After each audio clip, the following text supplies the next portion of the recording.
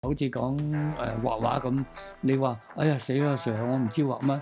好，你哋成班學生嚟揾張紙仔，寫10件文具出嚟。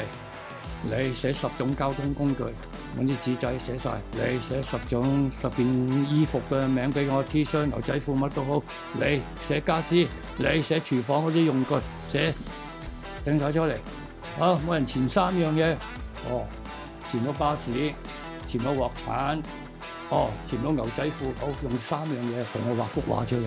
我唔理你點畫，總之你用呢3樣嘢同我畫出嚟，你咪諗到爆咯！諗到頭都爆，大佬好超現實喎，好超現實。牛仔褲同巴士點搞啊？一堆啊，咁咪諗餐嘢。好啦，佢真係畫唔到，我都唔介意。但係我諗過啊嘛，你之前諗到爆，我咪就係要呢橛咯。諗係緊要過。係啦，你畫唔到我都理解嘅，你得中4，呢個唔係我想要，但我唔講俾佢聽啊嘛。但係你之前諗到頭都爆，嗰樣嘢就係我最 treasure 嘅。咁仲係就係咁樣教書咯，係啦。咁你變咗喺咁嘅長期俾我訓練，你點會唔會吐啲語出嚟啊？